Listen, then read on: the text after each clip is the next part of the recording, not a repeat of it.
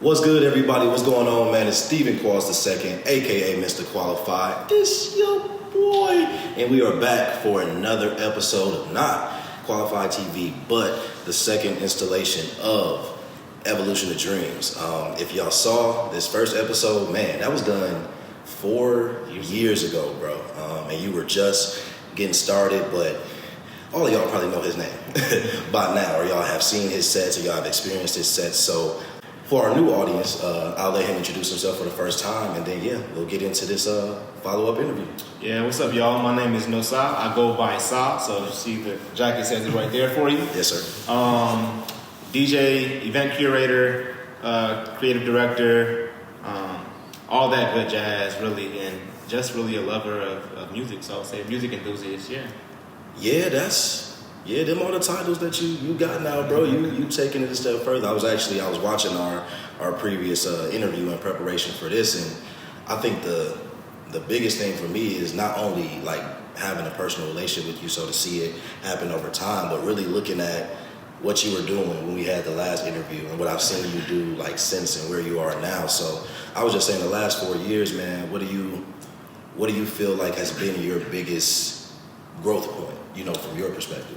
Man, my biggest growth point would definitely be just the music aspect of it. Like, just solely being a DJ, I've gotten so much better at like being a DJ, and I had a lot of people tell me that like you were always good, bro. But they're like now you're crazy. So yeah, I think that's definitely the number one thing, and I'm definitely trying to make it the biggest thing moving forward, because I know last time even we talked about a lot of different stuff. We talked about me getting into merch, me getting into digital content, like with the YouTube channel, whatever it may be, and all those things like I've been blessed to do. Luckily, over the last 4 years, it's been like a fun ride. But I think after this past year, I sat down and I was like, I really want to like get into the music, like be a master of the music, So like even now, was talking with Namesake like a few weeks ago. I'm about to start, dabbling in production, music production and whatnot. You know what was so funny, bro? You, in the last episode, we had brought up like, DJ versus producer, and I asked you if you thought you were ever going to producing, and you was like, nah. I said no. Yeah, you said no. You was like, I don't really want to, but you just always said you feel like you was learning a little bit more how. So I was gonna ask if producing, like if that was something you had changed your mind on or anything like that. But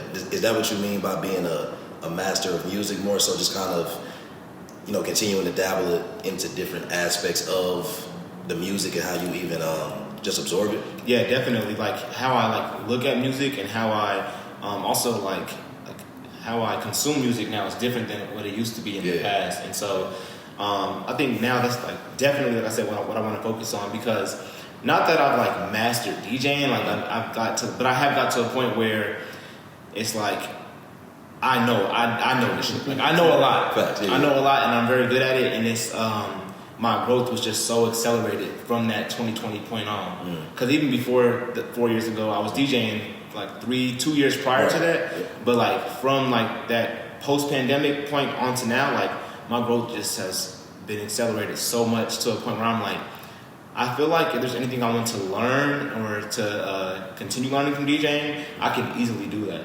Not saying the skill is going to come easily, but like I know I have the network, I have the resources to go and like pick something up really fast, And now it's like, okay, how can I challenge myself? How can I, continue to like grow outside of like just like DJing? And a lot of people say that like, production is where it starts, Right. So a lot of, we talked about that too, Mustard, whoever it may be, Swiss Beats, all these producers that were also DJs. So it's like I see those parallels. Like, why not just take it there now?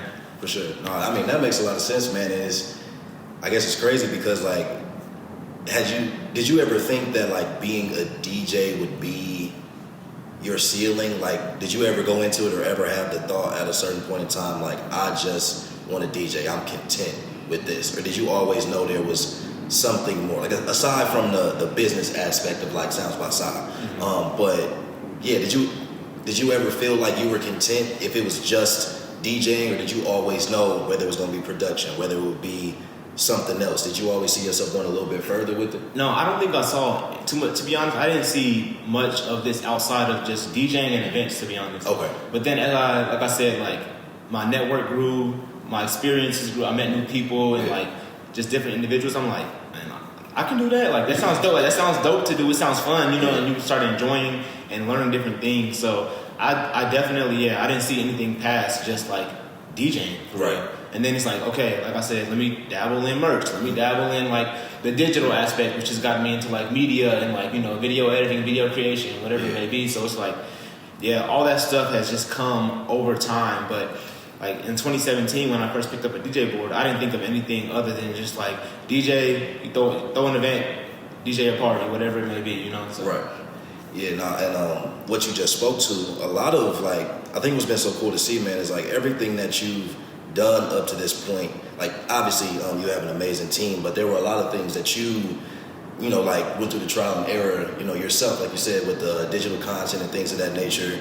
And then if you even bring the business side into it, how has it been since the last time we talked in terms of still being like the head of the snake in regards to, yes, I'm a DJ, but I'm also the head of this brand and they are intertwined, but I still kind of have to make these business decisions, even though this is like a hobby and a passion. How have you found yourself balancing that over the last 4 years as you've gotten like bigger and more popular too? Yeah, it's tough, honestly. It's not easy at all. Like sometimes being like the business side of it and having to be the CEO takes a lot of the fun out of it. Yeah. Like as you know, like sometimes it gets you away from like actually just enjoying like what you're creating or like the story or the journey that you're on. And so like, but I mean, I'm grateful for it all, man. Like even like I'm still learning every year, every summer. Summer's the biggest time, as you know, for like DJs and events. And so I'm still learning and I'm still growing. And like, you know, I've been stubborn throughout, you know, and nothing's been perfect. I definitely have been stubborn. Right. But that's why I'm like very grateful for my team for like being able to pull me back and say like, hey, like, let's do this again. Let's do it this way instead. And so we just had a talk. We had a retreat. For our annual retreat in New York, we try to, you know, get together and map out the next year and see what went well, what didn't go well last year. And, you know, I admitted to them, like, you know, you guys was right with some stuff. Like, I was very stubborn. And so it's good sometimes to be able to have that support to lean on so you're not having to make every tough decision on your own or having to, you know, just be fatigued, you know, from constantly doing the business side of things. And like I always told them that I would love to just pull up and DJ. Like they got the venue figured out, they got the contract, contractually they got it figured out. Any ticket sales we need to do, any marketing, advertising, any sponsors, like that's the goal long term. Of course I want to have like a little bit of like say in like especially like with the creative like visions of what the events are how they're gonna be branded and like what the events are supposed to like convey to people, but I don't want to be like so hands on to the point where I'm not like trusting other people to like, you know, do their job. So now it's like to the point where they're coming to me with not just venue recommendations, they're coming to me with like DJ recommendations. Like, hey, this is a dope DJ. Like, hey, and I know like they might have a different music taste per se than me, but I'm gonna trust them and like being able to like make that. That's a business decision, you know. Even though it's also a creative decision, but it's also a business decision to say like, hey, we're gonna put this person on the label for the night, and they're gonna be able to spend with us. So do you ever run into issues of like pride with that? Like, do you feel like it should always be you just because it's you and you know what you bring, and not so much that it's anything against the other DJs, but do you feel yourself kind of battling with having to get past that, like, man, well, I could do this, or I mean, I can make this work, or what has been that process of inviting other DJs into a space that is still very personal to you, just with the brand in general? Yeah, I never go into situations like that, especially when we're curating an event, with a sense of pride. I'm always there to sit back and learn from other DJs, no matter how far you're in the game, no matter how inexperienced or experienced you are, you know, because you can always, I feel like, learn something from somebody else, no matter where you are on your journey. So, like I just tweeted the other day, well, I posted on Threads, you know, we got too much social media nowadays. But I said the other day, I'm like, I love going out and hearing other DJs spin, because it's like, you get a different perspective all the time. And like how I said, I hear music differently now, I consume music differently now, and I also, I deliver music differently now. I like to go and like see other DJs and how they deliver music and how they, you know, are, you know, curating the vibe, how they're setting the tone for the night. And so the only thing where I'm like, I can do that is probably like when it comes to a business aspect of like, I know somebody is charging this much, you know, like, hey, I'm charging this much. And I'm going to be like, okay, I know that I'm of caliber, or like they're not necessarily. I feel like they shouldn't necessarily be going for that rate, for this particular event. From a business decision, nothing to say about the quality of their skill or them as a DJ, but it's like, okay, if I can do that, I'm not going to pay somebody to sit there for 2 hours in the beginning of a party, right? When it's obviously nobody's going to be there. It's a waste of funds. I might put them towards the middle or the back of the party when I can be there at the beginning of the party and do that. And then it's like a business decision. It's definitely saving us money. So, yeah, it's always like different. Like put that creative hat on, take it off. Put that business hat on, take it off sometimes. So that's right. Yeah, definitely got to be able to switch hats. And it's a never-ending process either, bro. Because like you said, when you are trying to help others. Not remember, but when you're the person that has the vision and you're spreading it, you have to be able to switch hats. And I know that has been a struggle. Like for me personally, it's not wearing the hats is not so much the problem, but sometimes knowing when to take the hat off or when to switch or when to be stubborn on things and when to not be stubborn. It's that balance of things, because everything ultimately still kind of falls on you. And even when other people are invested, it's still kind of hard to just not feel like I'm supposed to be the one that my decision should be able to make or break, or we feel like, it's going to make or break, whatever we're doing from a vision or business standpoint. But yeah, no, it's extremely difficult. But something else I remember when I was watching back the previous interview, you talked about, you mentioned being a music enthusiast at the beginning of this interview. And in the last interview, you talked about wanting to expand like your music palette, if you will. Because I think in 2020, like we were talking about how, like for you, quarantine was when like you kind of really sat down and started to actually get into certain artists' catalog. Mm-hmm. So in the past 4 years, like with everything that you've learned, like in DJing, how would you say your music palette has expanded? Have you made true on that challenge to expand your music palette? Oh yeah, just easily by experiencing new things and traveling to different places. Like since that time, I've been to London, I've been to South Africa, I've been to all these different places where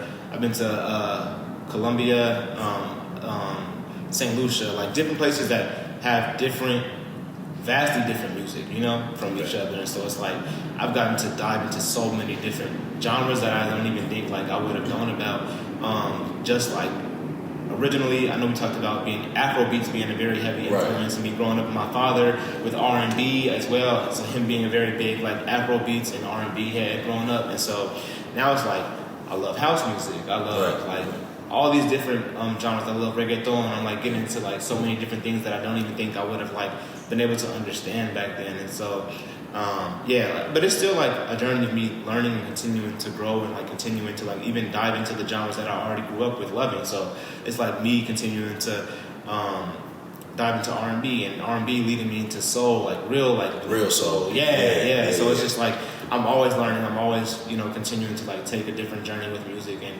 I've also learned to like not rush it. Like take like just enjoy it. Like like instead of me trying to be like I'm going to dive into this artist's catalog just because and just to listen to it, to say I listened to it, and but like that's not really how you enjoy music, or like going back and comparing this song, this album to that project or that project. It's like I might not listen to an artist's like project that released until a year from now, just because I'm so in love with what they have going on right now. So like I honestly I never listened to an artist right now that I listen to a lot is probably Tyler. I didn't listen to Tyler the Creator's full catalog until like as of late, probably. Tyler and Nas, I don't know what happened in 2024. I came into the new year and I'm like, I want to like, really like get to know these two individuals. I think maybe it was because they both had released projects in 2023 or maybe their projects that did very well. And so like it ended the year very well. And I'm like, let me see what what everybody's talking about as far as like not only the new projects, but let me go way back and listen to like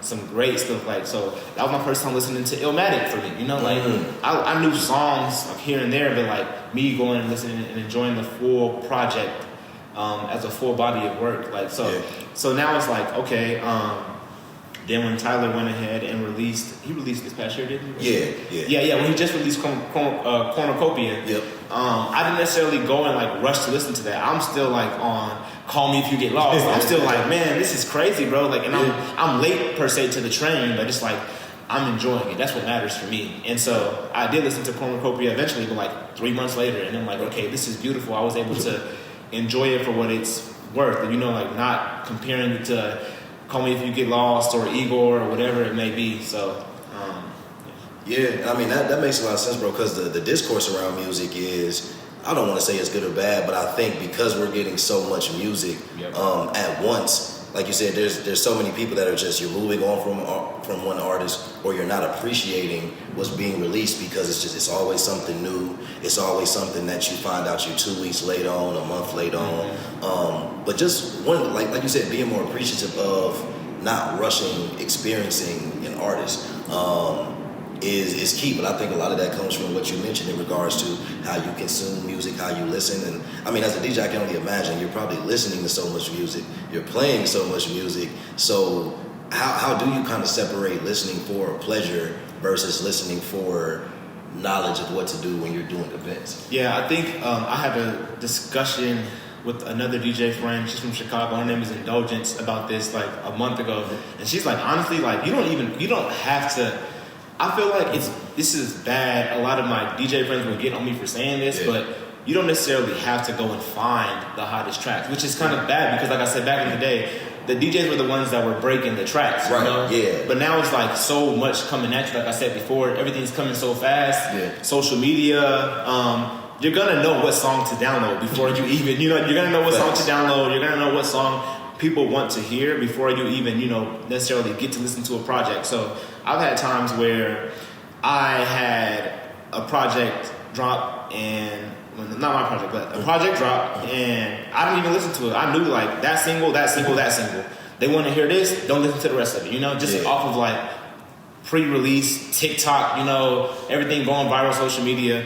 And then I go back and listen to it for myself, like how I want to enjoy it, how I want to see it as a whole.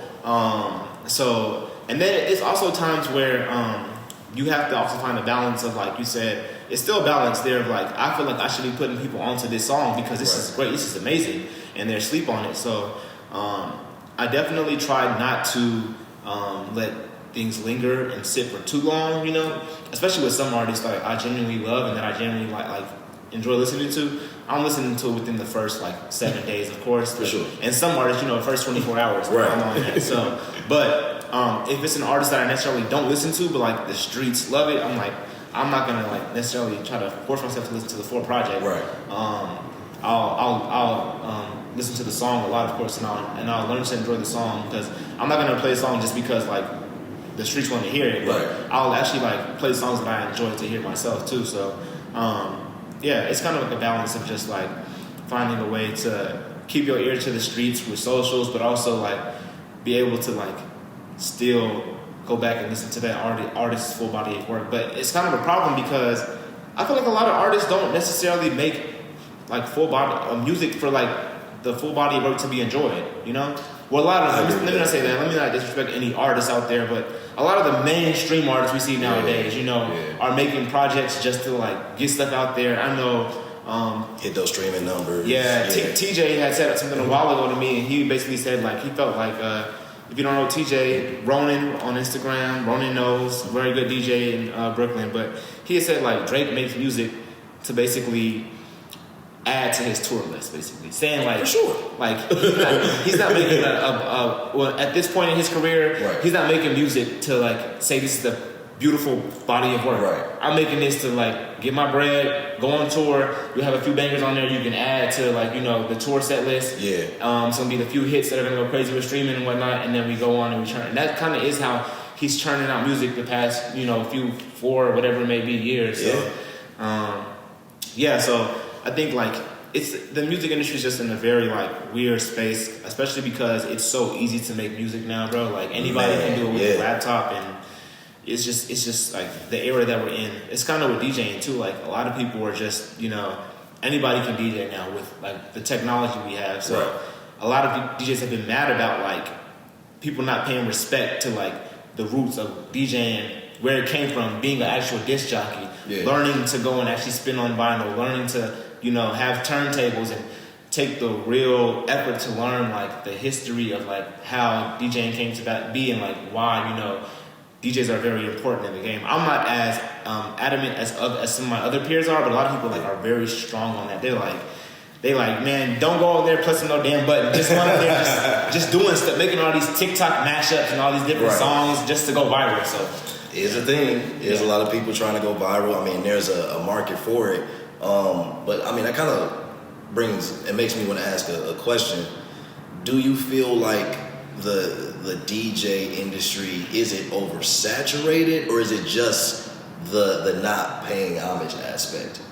Or is there this influx of there just being a lot of DJs because it's so easy? It's definitely oversaturated. Like it's like I feel like at a point in time when we were in school in the 2010s, I don't know ages, but yeah, when we was in school, I felt like it was a point in time where everybody was a photographer. Yeah. And the cameras became so easily accessible. They became cheaper. They became better. You know, even if it was an iPhone photographer, people started shooting, which I have no problem with at all. Like I said before, I have no beef with it. But it definitely saturated the photography market. Right. And now I feel like since COVID on, DJing has been the newest thing where it's like it's so easy for you to go and pick up any kind of like equipment and then start DJing. So, and it kind of was already ramping up there prior to the pandemic, but something about being in the house was just like people, I don't know, it took over. So for sure, it's saturated. You see it in the market now. You see it when you're doing gigs, as far as like trying to get paid, as far as trying to decide like who you're gonna put on the label for that night, because then you have like 10,000 people that are reaching out to you like, can I spin for you, this and that. It's like you see it for sure, and people are complaining that, like, you know, before, back in the day, as far as corporate gigs go, they paid really nice, right? And even some club gigs too play really nice too. But now it's like a club or a company, a corporation is not gonna be willing to pay you as much because they know Joe Smith down the street is going to do it for half the price because they're thirsty and they want the opportunity. And, you know, so like I said, people feel a certain way about it. I'm not going to voice all my opinions about it because I'm not just a DJ. Like I said, I'm an event curator too, so I'm not going to get into that whole political thing of it, of whether or not they should be doing it, beginner they should be doing it. But yeah, it's like, yeah, I feel some type of ways about it. Just know I feel some type of way about it for sure.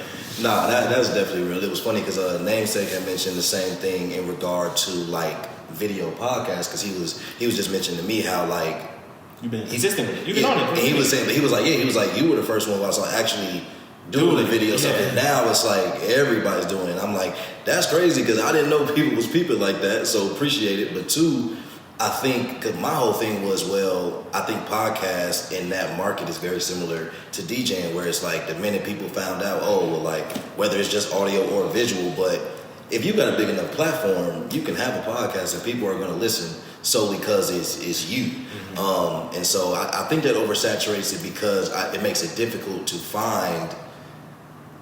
I mean, it's not a matter of good versus bad podcasts, but I think it's just harder to find people who are not already known or already public figures, which, I mean, it's life. So it's not something that is being taken away from lower level creatives, but I think it's just something to consider because you would hope that, you know, people who have put in that work, like who actually took the time to learn what they're doing, like, you know, been on the grind consistently versus I got this platform and I'm able to, you know, pay these people and get these things started immediately just because I have that access or those resources. But yeah, I mean, to me, I'm never even worried about. I try not to worry about like it being oversaturated from the aspect of that, like opportunities and how it's going to propel me. Now, I do, like I said, I feel some type of way about it when it comes to like actually respecting the art of DJing, like the art of music.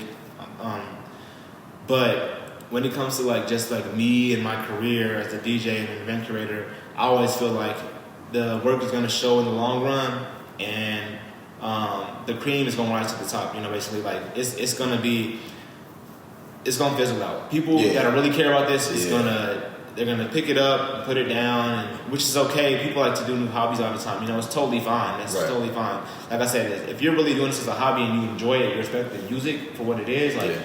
That's fine, but if you're doing this just to go viral and just to, like because you think it looks cool to DJ, and you know you think DJs get all the people like in their section and you get free perks and all that stuff, like that stuff, it comes and goes, bro, like really fast. Like, and like I said, the cream of the crop is going to rise to the top. Like at the end of the day, people that have been really putting their work in and really passionate about this are going to what's going to last at the end of the day. So yeah. Yeah, no, I agree. So yeah, it's just one of them things where, like you said, if you are really true to the art and respect the origin of whatever industry you're in, and you're putting the work in, like you'll be fine. You've mentioned a couple times being an event curator, and you have absolutely taken over that title. And I remember in our last interview, you had just started kind of really building out like what you wanted, like the wind down to be and things of that nature. So speak more so to how you've grown in the event curation space. That's crazy because the wind down was started a long time ago. Wow, that's crazy. Yeah, it's trademarked, by the way, so don't be the wind down and R&B party.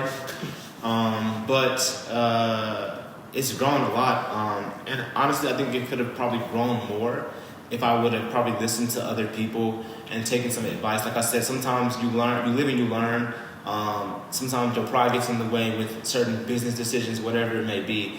But it's still growing to be a very I still have my events grown to be like very beautiful experiences.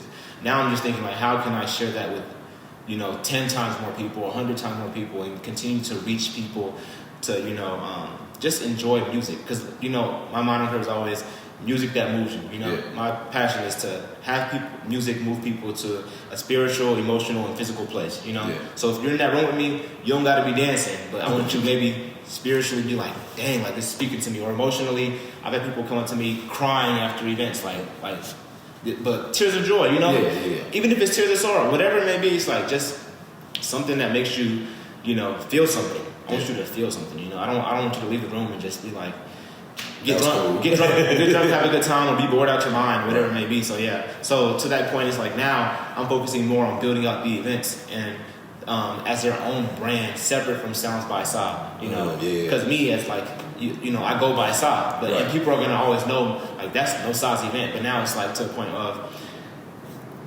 that's limiting, and the brands deserve their own spotlight, their own time to shine, And you kind of seen that with me, like rolling out the Instagram pages now, and the Wind Down has its own Instagram page now. The Summers Like This has its own Instagram page now. To where a point is like, we can take this like global, We can take this bigger than anything that I would have been. This is a group thing. This is a community thing, Right. It's not about Nosa. It's about, the people that are coming, people that are looking to come and looking for those experiences where, like I said, they're getting that type of emotional or spiritual or like physical connection. So, yeah.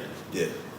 So to the point of like the events having their own identity, having their own lane, does that even go back to, like having other DJs involved and being able to say, because this is its own thing, it does not have to be something that I do. Like, the Wind Down can have other DJs who maybe specialize or, who have the sound of like they really get into the R&B mixes, or summers like this. I can imagine you can really play on, because it's summer, almost any genre is fair game. You know what I'm saying? So whether it's going to be Afro beats, whether it's going to be R&B, whether it's going to be strictly rap, trap, whatever the case may be, it just kind of like opens the door. But do you feel like that has been, or what has been the process of like kind of pushing like each like new baby into its own like lane? What has that process been like for you? I think it's a lot of reasons why I decided to separate everything and go into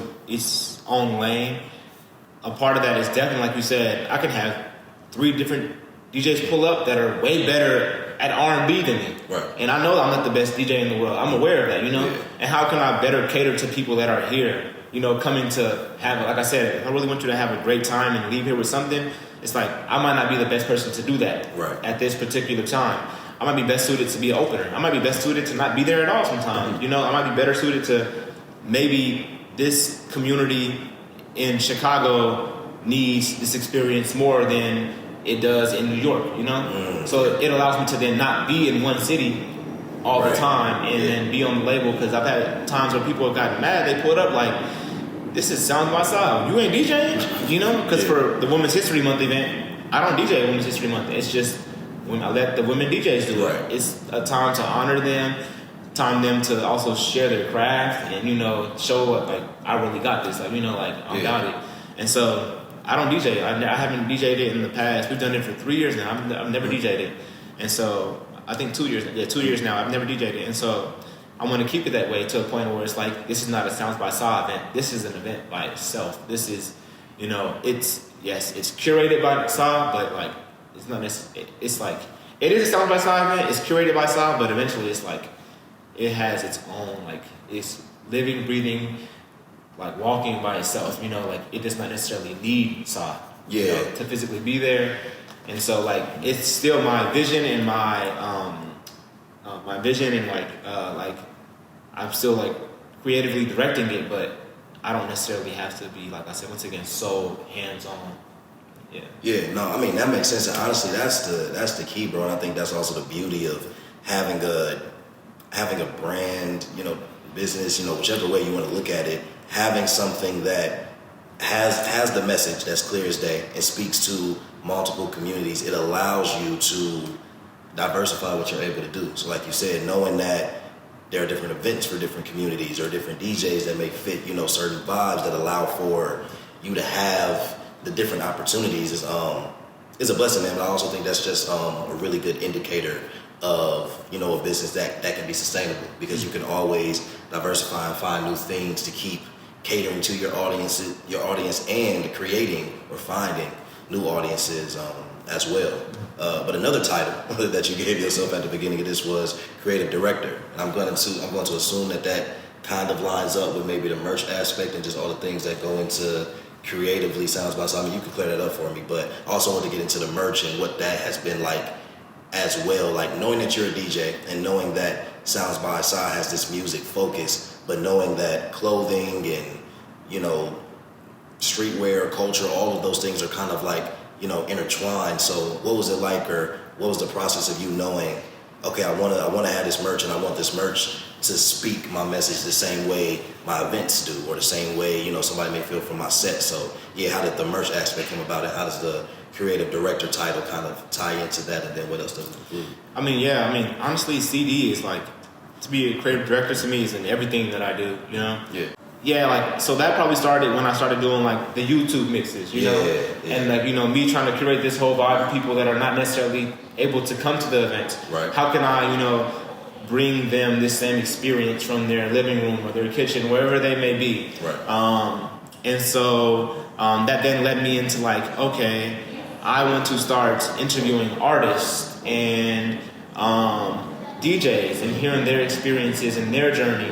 And on that aspect of it, I necessarily wasn't the CD. I was the producer, you know? Right. I was the executive producer. But Mariah and Autumn were the ones that were able to come through and say like, hey, we think, I pitched an idea, and they're like, hey, I think we should do this instead. And they took it over. Like, they ran with it. And then from there we had DJs on DJs, you know? So then we have a new segment for people to really enjoy and to really get into that necessarily might not, you know us personally or like come to our events. Right. They took that over and said, hey, this is another way that we can take it. And so they, you know, were the creative directors there. But it's really just, like I said, everything that I do is all encompassing. Yeah. So, but yeah, even with the merchandise, it's how can I have this merchandise speak to people, you know? Yeah. And I always said that music is the root. Music is what brought me here. And music is what's going to be portrayed throughout. So, you know, with the merch, I got the music therapy on the back of the jacket. Right. Why is that? Because I always felt like music was a form of therapy for myself and for other people as well. I started learning about their experiences and talking to them. And so I felt like music can be healing, you know? And so it's like, yeah, I'm always trying to convey, whether it be through merch, whether it be through any YouTube series that we have, whatever it may be. It's like I'm always trying to, how can I connect this back to music and the impact this had on me, you know? Yeah. So, And I mean, that's fire, bro. I mean, like you said, whether it be from being a CD or whether it be like an executive producer, like when you are somebody who like has your hands in everything that a brand is doing, you're wearing titles, or you're wearing hats, and you have titles that you may not even realize, but there's just so much that goes into bringing like visions like yours to life. And so, yeah, just to even see you, I know, like personally, just seeing you take the initiative of, you know, getting that, like you said, YouTube for you is an entirely almost different like community than the people who are actually attending your events on a regular basis. And again, just different communities to cater to, and all of them still come to the overall message of what Sounds by Sa, you know, stands for, or what Sa stands for. So it's just been really beautiful, man, to see it all, you know, come together. But we've talked a lot about, you know, your growth in the last 4 years. And so the couple questions I have in terms of trying to, like, you know, bridge this timeline together. We are, you know, it'll be 2025 when this drops. We're recording going into 2025, you know, 5 years from the last time that we spoke. What is the thing that you're most proud of since our last interview? And then I got to follow up to that. But yeah, what's the thing you're most proud of? Community, man. It got to be community. Yeah. Like, I think I didn't really understand or realize the community that I was, you know, building, or like the fact that I was bringing people to a safe space, you know, to be able to enjoy themselves. But now it's like when you hear people say that themselves, like I remember when Jay Wood and I were having a conversation in LA. We had the opportunity to go to Complex Con from a fellowship that we were in. And a friend of ours asked us, like, hey, both of you guys, creative, you do events, what brings people to your events? And I gave all these answers about the music being right, the venue being fire, this and that. And Jay Wood is like, you forgot something, bro. He's like, you forgot. People come to your events because they feel safe, bro. Yeah. He was like, I've had women text me like, hey, like, I'm going to this event. Like, you want to come with me? And I'm like, that's my homeboy there. Like, they didn't even know. It's like, and then I had recently the last wind down of 2024. We had the finale in Chicago. I had a young that lady go on Instagram, and she was like, Nosa has done a very great job of like just being able to create a safe place for black women, like specifically black women. And That's he was dope. just like, yeah. And she just went on a whole Instagram rant about like that in itself being like why I've seen so much success. And so, for one, I appreciate y'all, the black women that pull up and that always have supported me and have shown love, man, from day one. It's really crazy. And then two, I just like appreciate everybody that has just made it like comfortable, make themselves comfortable. Yeah. That's even that within itself is a job or a task, you know, for you yourself to, you know, open yourself up and to be willing to go to somebody's event that you probably never knew. Like, people didn't know me when I first came to Chicago, you know. Right. And y'all took a chance on me. Like, y'all literally was seeing me, you know, from an empty room to like now we only got standing room, you know. So it's just like it's a blessing. Yeah, it's the community. It makes me happy that people feel comfortable around me. They can come and have a good time at any of my events. And even online, it's just like you see the comments on YouTube, and I'm like, man, like people are really like feeling this. They're really enjoying the music. It's bringing people together. You see like comments like, hey, this reminds me of when I grew up in Detroit, or this reminds me when I grew up in wherever, or like, you know, you're bonding over that. So it's special to me. It's like, I'm happy about that. I'm grateful for it, man. Yeah, no, that's extremely dope, and the community aspect is so huge. But it's definitely owed to you, man. You just you have the personality naturally, like as a person, as a human, but with your gift, it just magnifies at times 10, bro. So I'm glad that was the answer, man. It makes perfect sense. Been 5 since the last interview. In the next 5, where do you see yourself, or where do you know you'll be pushing yourself to be? Man, the next 5 years, we're gonna do 1,000+, bro. Like, we filling up concert halls. Like, hey, we're taking it to a point where, like, I'm just trying to reach as many people as I can reach, bro. Honestly, yeah. I've seen some things over the past few years, and I'm so grateful to have met so many dope DJs, so many dope creators. Where I'm like, you moved me, you know. And I see not only how you moved me, I'm in the room watching like how you moved other people. Yeah. And I'm like, that's what I want to be able to continue doing, you know? And it's just like, how can I amplify that? How can I scale that? And so that's like the large, very vague answer, of course. But of course I have very metrics that I want to meet, like as far as like my YouTube, as far as like Like I would love to, from like a business standpoint, you know, continue growing the business of it. You know, like increasing monetization on YouTube, increasing like merchandise and whatever it may be. But next 5 years, it's gonna be crazy. Like I can't even like imagine. A part of me, I have the vision of where I want to go, but another part of me is like, it's gonna be bigger than anything I can even picture right now. Because I know right now God has blessed me with like things that I didn't even picture in 2020. Man. So it's just like, it's gonna just be great, man.